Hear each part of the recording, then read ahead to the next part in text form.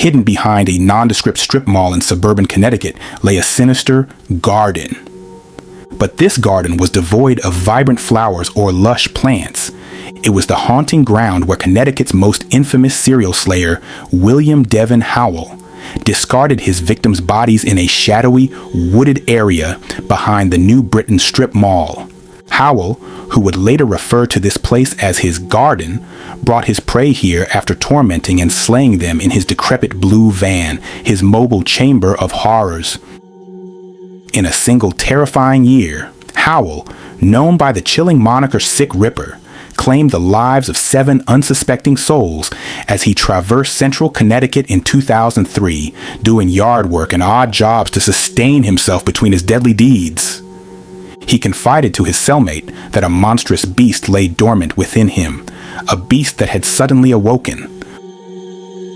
When a hunter stumbled upon the remains of 3 victims in 2007, the robust, stocky slayer was already imprisoned, serving a 15-year sentence for the slaying of 33-year-old Nilsa Arizmendi. Arizmendi vanished in July 2003, but unlike Howell's other victims, whose disappearances were often linked to him through addictions and vague connections, there was a witness this time. Arizmendi and her boyfriend had invited Howell to their motel room where they all did illicit contraband together. Later, her boyfriend reported to the police that she had disappeared on July 25, 2003, after getting into a blue van with a man named Devon in a parking lot to buy more intoxicants. The authorities managed to trace the van to Howell, who bore the name Devon tattooed on his bicep. When they inspected the van, they found a ghastly discovery. Vital fluid had seeped through the fabric of the van's back cushion and into the foam below. Another cushion had been replaced with 3 sofa cushions. Though the vital fluid was identified as belonging to Arizmendi and an unknown individual, the absence of a body made it difficult for prosecutors to prove she was slain. Consequently, Howell accepted a plea deal for manslaughter before her body was found. From prison, Howell later told author Anne K. Howard that Arizmendi had asked for a ride to Hartford. Instead, he had abducted her, assaulting her continuously throughout the night and into the day, before ultimately slaying her and discarding her body down the hill into his makeshift garden. In 2007, the hunter discovered the bodies of Diane Cusack, 53, Joyveline Martinez, 23, and Mary Jane Menard, 40. But it wasn't until investigators received crucial information from Howell's fellow inmate, Jonathan Mills, another slayer, that these homicides were linked to Howell. Mills, drawing from his conversations with the slayer, provided law enforcement with a precise map of the burial locations.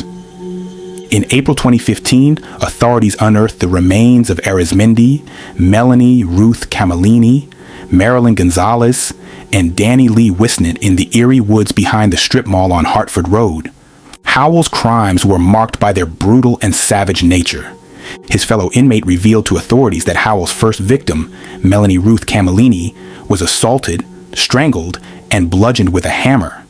Mills disclosed that Howell kept the body in his van, sleeping beside it for 2 weeks and referring to it as his baby due to the cold weather preventing an outdoor burial, a claim that Howell partially denied. In a series of jailhouse interviews, Howell told Howard that he only slept next to the body out of necessity and never called it his baby, although he admitted to Mills that he had slept beside the body. To obscure her identity, Howell said he removed the tips of Camellini's fingers and dismembered the lower part of her jaw before discarding the body parts in a dumpster behind the dollar store in Hartford. He then disposed of the rest of her body in his morbid graveyard behind the bustling New Britain Strip Mall. Howell claimed he kidnapped Gonzalez and assaulted her throughout the night, stopping at McDonald's to buy her a last meal, a macabre ritual for the murderer. The slayer maintained that his intention was never to take lives. He confessed to Howard that he slayed them to hide the evidence. After assaulting them, he feared they would report him to the police, leading to his imprisonment. According to him, he found no pleasure in slaying. While suffocating them, his only wish was for them to expire quickly. The Connecticut State Division of Criminal Justice could only tie Howell to the assaults of 3 women, but he confessed to assaulting all his victims, except Wisnett, whom he claimed to have slain in a fit of rage upon discovering her transgender identity. He questioned how they could determine he assaulted only 3, as the remains were mere skeletons when unearthed. He admitted to assaulting all but Danny Wisnett. Authorities found DNA evidence from 6 out of the 7 victims inside his blue 1985 Ford Econoline van, which he ominously called his Slayer Mobile. Howell claimed he grew up in a decent family in a decent household, but struggled with assault fantasies and anger as an adult. One night, after an argument with his girlfriend, he decided to act on his fantasies. In 2019, he admitted that he was driven to declare, "Tonight is the night I will finally cross the line." He decried, "I will make it happen. I will turn my fantasy into reality." Howell acknowledged that the slayings were a product of his selfish decisions. In 2017, Howell decided to plead guilty to the remaining 6 slayings to spare the victims' families the agony of a trial. He tearfully recounted his crimes during an emotional sentencing hearing that same year, saying, "I would like to express my apologies to the families of the victims. I understand that everyone is curious about the reasons behind my actions. Unfortunately, I cannot provide an explanation as I am also unsure myself," he stated. Howell had anticipated state execution, but the state had abolished capital punishment, and he received a 360-year prison sentence instead.